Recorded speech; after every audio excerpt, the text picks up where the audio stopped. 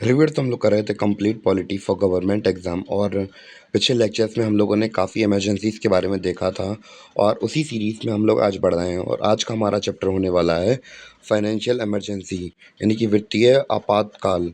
तो इमरजेंसी जैसे कि आपको पता होगा कि क्या होती है कि देश भर में सब जगह कहीं पे निकलने नहीं दिया जाता है। जैसे कि आपको पता होगा इंदिरा गांधी की सरकार में इमरजेंसी लगी थी।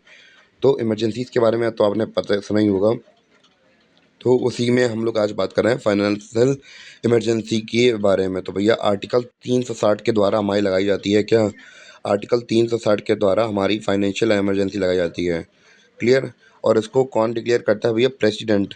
प्रेसिडेंट डिक्लेयर करते हैं। प्रेसिडेंट कब डिक्लेयर करते हैं? प्रेसिडेंट तब इसे डिक्लेयर करते हैं जब उन्हें यह ज्ञात होता है कि देश या देश के कोई पार्ट या हिस्से में वित्तीय यानी कि फाइनेंशियल क्राइसिस गुजर रहा है। तो भैया तो पूरे देश या देश के उस हिस्से में इम्प्लीमेंट करी जा सकती है। यानी कि अगर हम लोग बात करें कि कोई राज्य है, जैसे कि अब वहाँ पे उसका गुजारा नहीं चल पा रहा है, बिल्कुल बिल्कुल निपटने की कगार पे आ गए हैं, मतलब वहाँ पे फाइनेंशियल क्राइसिस मच गए हैं बहुत कस के, बहुत ज़्यादा। तो भैया जो हमारे प्रेसिडेंट हैं वो भैया अपने विवेक से, अपने समझ से, यानी कि सरकार की ज़रूरत नहीं, उन्हें अपने विवेक से क्या कर सकते हैं कि वहाँ पे उस एरिया के अंदर फाइनेंशियल इमरजेंसी लगा सकते हैं, जिससे कि हम लोग बात करें कि वहाँ की कंडीशन अच्छी हो सकें।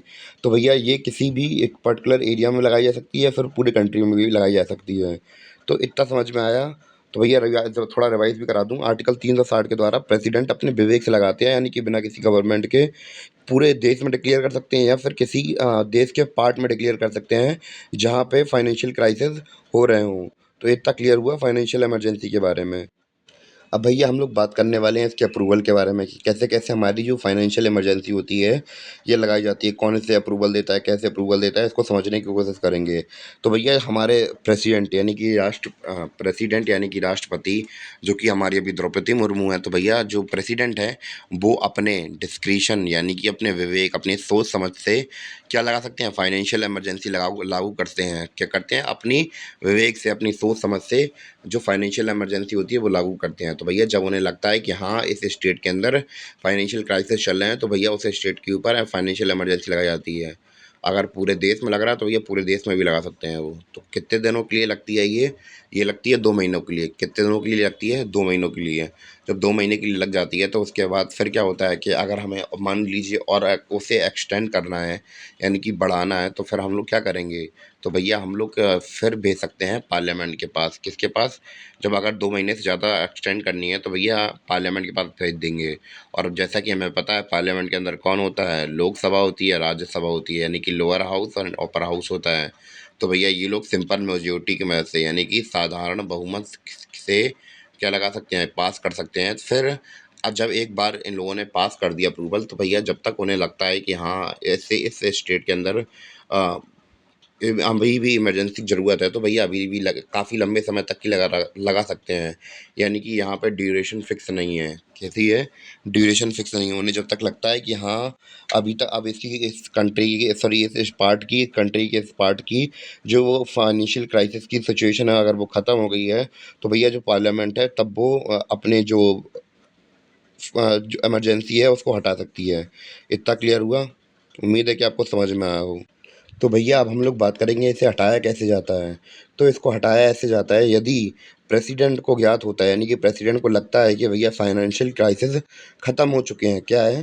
फाइनेंशियल क्राइसिस ख़त्म हो चुके हैं, तो भैया वह इसे एक प्रस्ताव यानी कि रेज़ोल्यूशन की मदद से ख़त्म कर सकता है। यानी कि प्रेसिडेंट के पास पावर है कि भैया वो ही इसे स्टार्ट करवा सकता है और वही इसे ख़त्म करवा सकता है।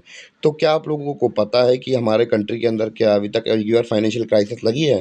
अगर भैया जिसे पता हो तो भैया कमेंट करके बता दीजिए। अगर नहीं पता तो भैया मैं बता दे रहा हूँ कि भैया हमारी कंट्री के अंदर एक भी बार फाइनेंशियल क्राइसिस नहीं लगे हैं अभी तक, मतलब फाइनेंशियल इमरजेंसी नहीं लगी हमारे कंट्री में। तो भैया अगर हम लोग बात करें कि जब फाइनेंशियल इमरजेंसी लग चुकी है हमारी, तो भैया इससे इम्पैक्ट क्या पड़ता है, यानी कि प्रभाव क्या देखने को मिलता है भैया? तो अगर जब फाइनेंशियल इमरजेंसी लगती है तो भैया फाइनेंशियल मैटर पर जो सेंटर होता है, यानी कि सेंटर क्या है, हमारी यूनियन गवर्नमेंट है, सेंट्रल गवर्नमेंट राज्यों को निर्देश दे सकता है। यानी कि जो सेंट्रल गवर्नमेंट है वो ये बताएगा कि हाँ, यहाँ से ये करो, यहाँ से वो करो, भैया आपके पास तो है नहीं क्योंकि कुछ अब। और दूसरा क्या है कि भैया गवर्नमेंट एम्प्लॉइज़ की सैलरीज़ को रिड्यूस कर दिया जाता है, यानी कि भाई साहब सरकारी नौकरी वालों की तो लंका लगा देते हैं ये लोग। तो भैया जो गवर्नमेंट एम्प्लॉइज़ होते हैं उनकी सैलरीज़ को कम कर दिया जाता है, ये इम्पैक्ट पड़ता है। तो थोड़ा रिवीजन दोबारा से कर लेते हैं अपने फाइनेंशियल इमरजेंसी को। तो हमने देखा था फाइनेंशियल इमरजेंसी कब लगाई जाती थी, कौन से आर्टिकल के तहत लगाई जाती थी, आर्टिकल 360 के तहत लगाई जाती थी।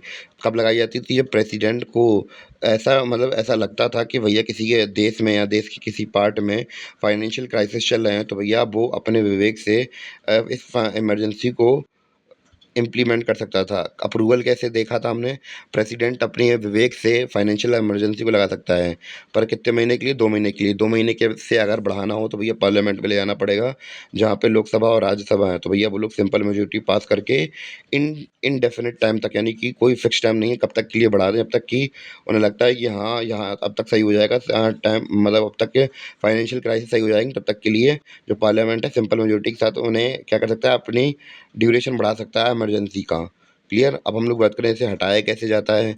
इसे प्रेसिडेंट हम लोग बात करें, प्रेसिडेंट को जब लगता है कि फाइनेंशियल क्राइसिस ख़त्म हो चुके हैं, तो भैया वो एक प्रस्ताव पारित करता है और वो उसके द्वारा जो ये इमरजेंसी लगी थी, हमारी फाइनेंशियल इमरजेंसी लगी थी, उसे ख़त्म कर सकता है। और इसका असर क्या पड़ता है? इसका असर पड़ता है कि भैया फाइनेंशियल मैटर पर जो सेंट्रल गवर्नमेंट है, सेंटर राज्य को निर्देश दे सकता है। और दूसरा हमने क्या देखा था?